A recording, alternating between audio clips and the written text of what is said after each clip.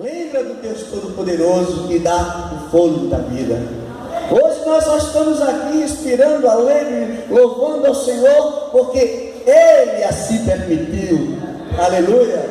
Ele assim permitiu. Os planos dele não podem ser frustrados, meu amigo. A gente tem a nossa consciência de andar, de procurar, de correr atrás, de fazer o melhor, mas eu quero dizer, sua dependência depende do Senhor.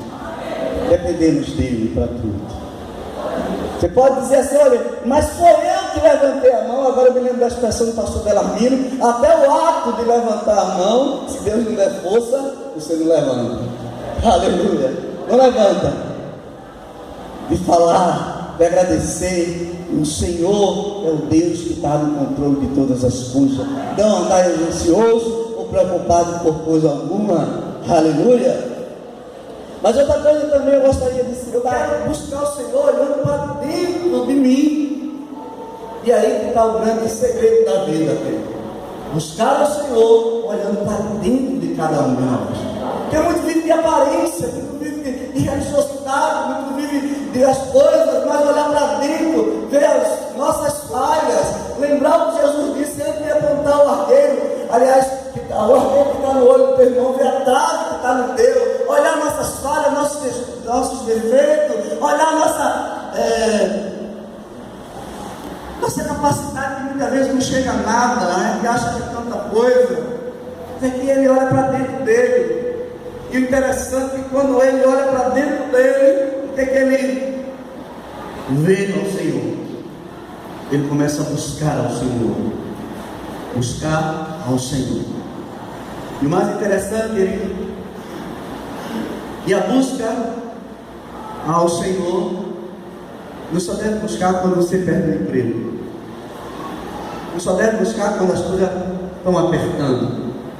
E depois você vai ver que Ezequias era um homem que buscava o Senhor continuamente, como diz a palavra do Senhor lá no Salmo 105, verso 4: buscai ao Senhor e sua força continuamente. Não é só no domingo, não é só nos dias que mais evidência. A busca ao Senhor tem que ser todos os dias. A minha entrega ao Senhor tem que ser todos os dias. Crer que o Senhor está agindo na minha vida tem que ser todos os dias. E ele ora e busca o Senhor.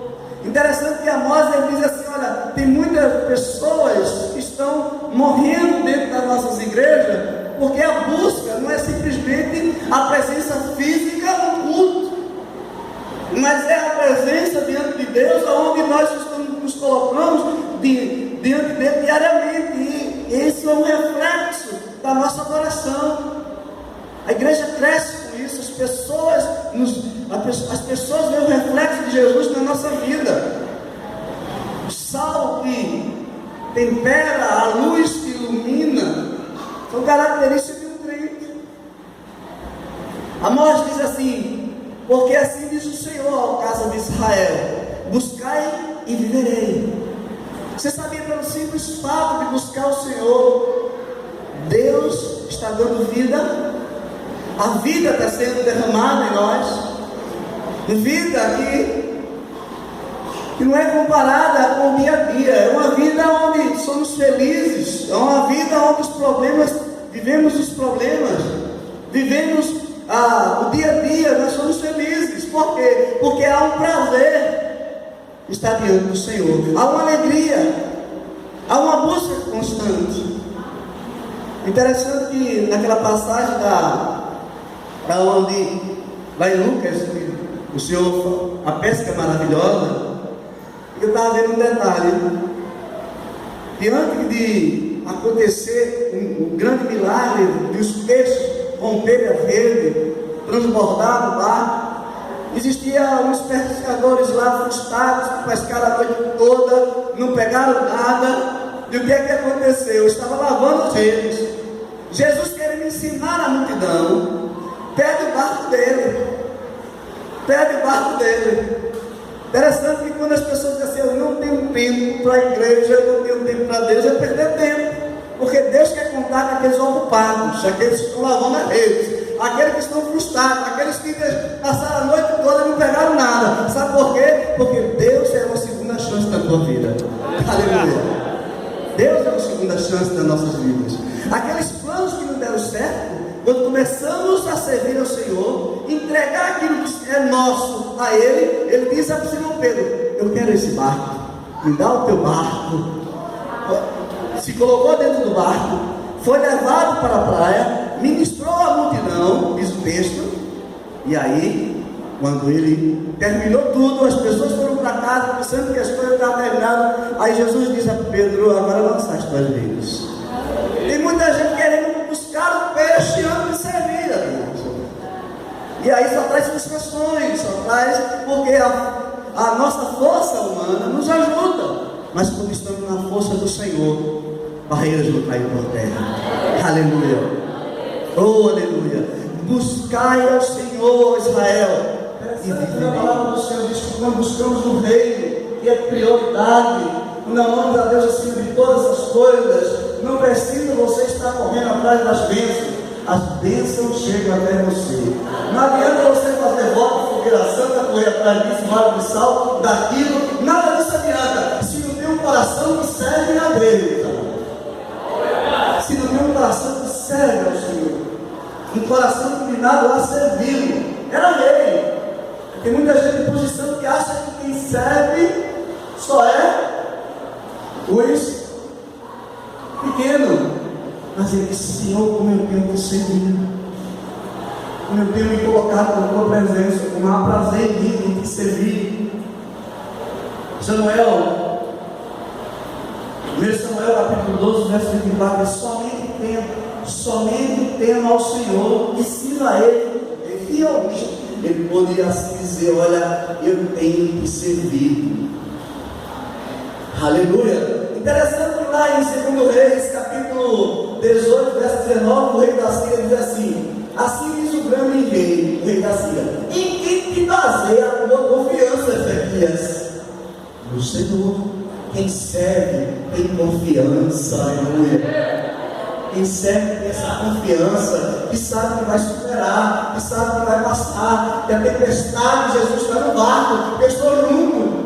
Ninguém serve por correspondência, ninguém serve, não, serve junto, servindo, lado a lado. Ele está no barco, a tempestade vem, mas eu estou triste. Aleluia. Outra característica diz com fidelidade. Fidelidade.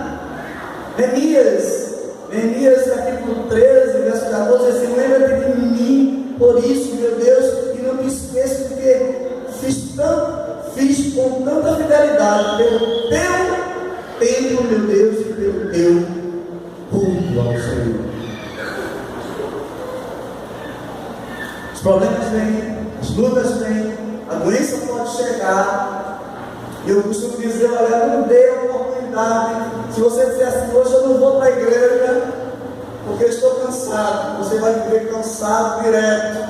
O diabo ele vai cansar. Eu não vou hoje porque eu não gosto do irmão fulano. A primeira coisa que você vai chegar na igreja é ver o irmão fulano, porque vai fazer de tudo para lhe tirar dessa comunhão, dessa vida, desse momento de receber. Isso é fidelidade ao Senhor. Ele diz assim: olha, eu pelo teu culto, pelo teu templo, culto não é só assistir. Interessante que o culto lá na igreja neotestamentária, a luz das luzes, elas lamparinas. Você sabia quanto mais dentro da igreja, mais a igreja está iluminada? Aleluia! Hoje a gente não tem essa lamparina, mas tem o Espírito de Deus, amado, que habita dentro de nós, e essa luz resplandece para as trevas que estão aí fora.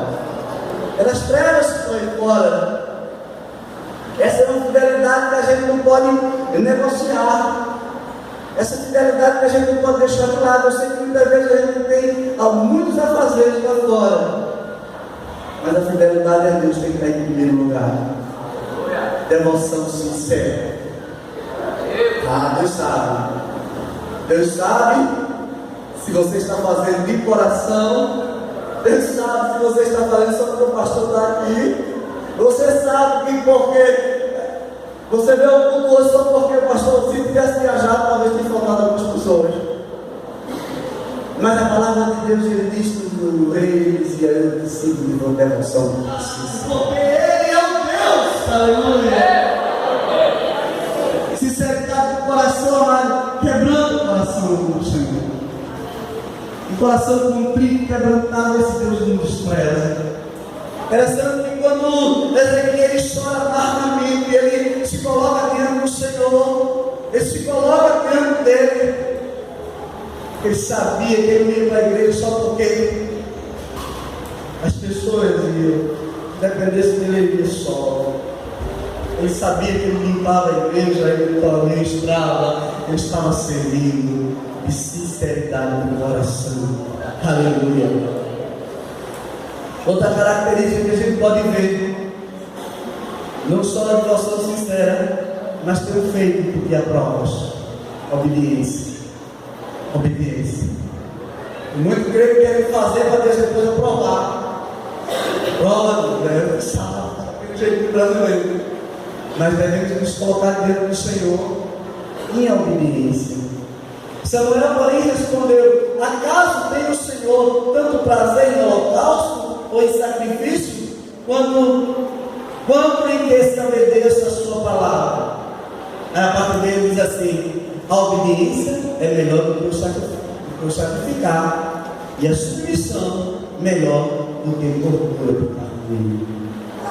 Uma das coisas que nos faz ser vitoriosos: obediência, submissão a Deus em primeiro lugar e a todas as autoridades assim que Ele constituiu. Porque não adianta você querer ministrar ao Senhor, ofertar ao Senhor, se não tem obediência a Ele, a sua palavra, ao que o Senhor tem determinado para nossas vidas. A gente vive numa sociedade hoje que muitas vezes os filhos eles não querem mais obedecer aos pais, eles se acham mais inteligentes ou entendem melhor as coisas. Mas eu nunca vi um casamento dar certo quando o pai e a mãe dizem assim: não vai dar certo. Sabe por quê? Porque tem uma autoridade constituída por Deus. Queremos que as nossas orações sejam respondidas. Queremos que a todo momento que Deus haja na nossa vida. Mas o último ponto que posso ver, como diz aqui a própria palavra,